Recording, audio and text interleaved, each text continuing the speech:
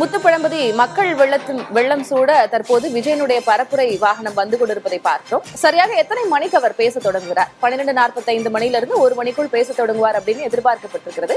என்னென்ன ஏற்பாடுகள் செஞ்சிருக்கிறாங்க? கடந்த முறை மைக் பிரச்சனை போன்ற நிறைய சவால்கள் இருந்தன. இப்ப அதையெல்லாம் களைந்து சீர் செய்திருக்கிறார்களா? என்ன ஏற்பாடு, என்ன விவரம்? திலகவதி, மிகுந்த கவனத்தோடு தாவேக நிர்வாகிகள் வந்து இந்த கூட்டத்தை ஏற்பாடு செஞ்சிருக்காங்க. மிகுந்த எச்சரிக்கையோடவும் மைக் தொழில்நுட்ப கோளாறு வந்துவிடக்கூடாது, அதே போல கூட்ட நெரிசல்கள் ஏற்பட்டு விடக்கூடாது என்பது போன்ற மிகுந்த கவனத்தோடு தான் அவங்க வந்து இந்த கூட்டத்தை ஏற்பாடு செஞ்சிருக்காங்க. தற்போது தாவேக தலைவர் விஜயின் பரப்புரை வாகனமானது புத்தூர் ரவுண்டானை கடந்து அந்த அண்ணா சிலை நோக்கி சென்று கொண்டிருக்கிறது.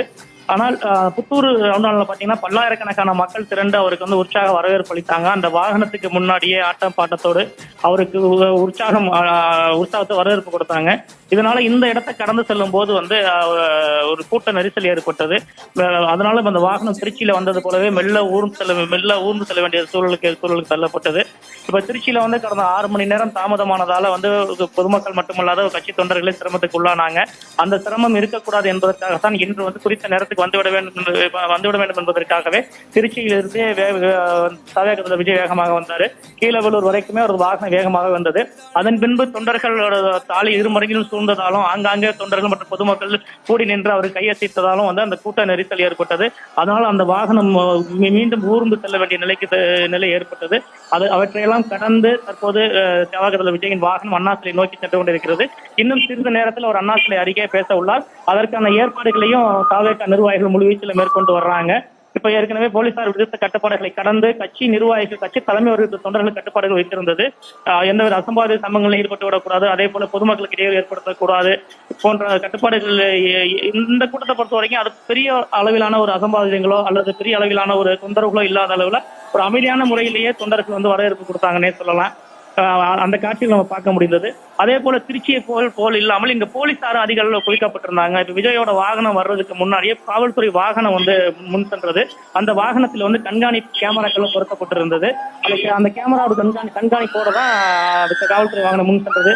அதே போல நாகையின் பல்வேறு இடங்கள்லயும் வந்து போலீசார் வந்து அந்த கூட்டத்தை ஒழுங்குபடுத்தும் பணியில ஈடுபட்டாங்க. அந்த காட்சிகள் நம்மளால பார்க்க முடிந்தது. இப்ப நாகை மாவட்டத்தை பொறுத்தவரையில மீனவர்கள் அதிகம் வாழக்கூடிய பகுதி, அதே போல வேளாண் சார்ந்த மக்கள் அதிகம் வாழக்கூடிய பகுதி.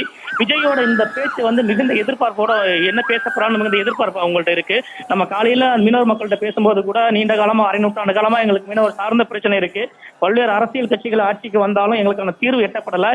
இப்ப முதன்முறையாக தேர்தல் பரப்புரையை தொடங்கும் தாவேக தலைவர் விஜய் நாகப்பட்டினத்துல மீனவர் சார்ந்த அறிவிப்புகள், குறிப்பா கச்சத்தீவு சார்ந்த அறிவிப்புகள் ஏதும் பேசுவாரா என்ற எதிர்பார்ப்பு எங்கள்ட்ட இருக்குன்னு சொல்றாங்க. தங்களோட வாழ்வாதார பிரச்சனை குறித்து அவர் பேசுவார்னு எதிர்பார்க்கணும்னு சொல்றாங்க. இப்ப திருச்சி மாநாட்டில் அவரோட பேச்சு மிகுந்த எதிர்பார்ப்போட கவனிக்கப்பட்டது.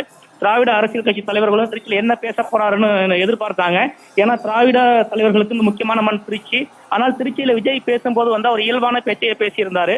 அதனை கடந்து நீங்க சொன்னது போல முதல்வரோட ஊரான திருக்கோளை அமைந்துள்ள மண் அந்த நாகைமண், திராவிட திமுகவின் கோட்டை என்று கூட சொல்லலாம்.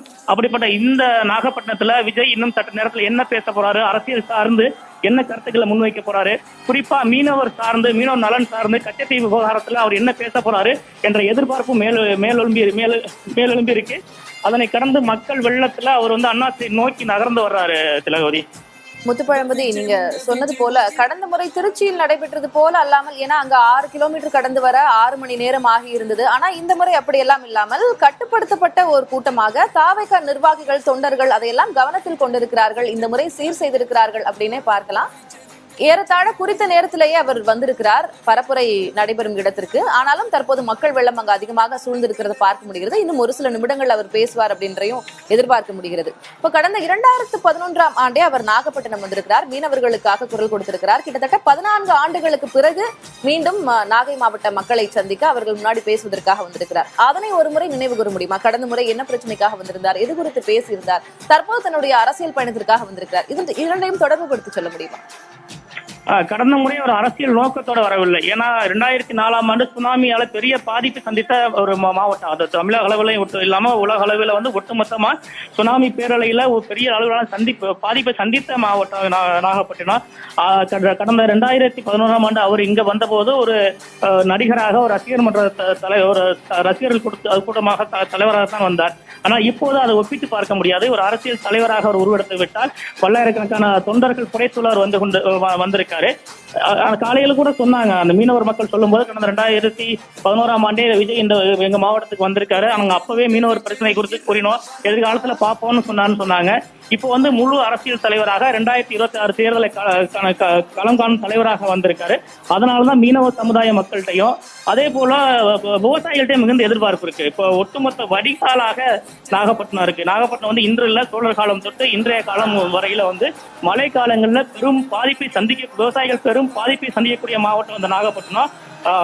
குடகுல துறங்க காவேரியோட கடைசி இடமா இல்ல, காவேரி கடல்ல கலக்கிற பகுதியாகவும் இந்த நாகப்பட்டினம் இருக்கு.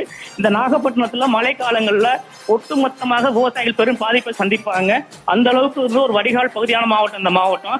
அப்ப ஒரு புறம் விவசாயிகளும் பாதிக்கப்படுறாங்க, மறுபுறம் மீனவர்களும் பாதிப்பை சந்திச்சு வர்றாங்க. அப்ப அந்த இருவர் சார்ந்து இவர் என்ன பேச போறாரு, இந்த இருவர் நலன்ல என்னமான கருத்துக்களை முன்வைக்க போறாரு என்பதுதான் இவங்களோட எதிர்பார்ப்பா இருக்கு. நாகப்பட்டினம் அவற்றை கடந்து எல்லா மதத்துக்கும் ஒரு சமத்துவமான ஒரு மண்ணா திகழுது. நாகூர் தர்காவா இருக்கட்டும், வேளாங்கண்ணி அன்னை மாதா கோயிலா இருக்கட்டும், சிக்கல் முருகன் கோயிலா இருக்கட்டும், மும்மதத்துக்கான தெய்வங்கள் இங்க இருக்கிறதை கடந்து சமண மதத்துக்கான சூடாமணி விகாரமும் இங்கதான் அமைக்கப்பட்டது, சோழர் காலத்துல அமைக்கப்பட்டது. அப்போ எல்லா மதத்துக்குமான ஒரு சமத்துவ மண்ணா இந்த நாகப்பட்டினம் இருக்கு. அப்படிப்பட்ட இந்த நாகப்பட்டினம் மண்ணுல தவேக தலைவர் தனது முதல் தேர்தல் பரப்புரையை தொடங்குறாரு. அப்ப என்ன மாதிரியான கருத்துக்களை அவர் முன்வைக்க போறாரு என்ற எதிர்பார்ப்பு அதிக அளவில் இந்த மக்கள்கிட்ட இருக்கு திலகவதி.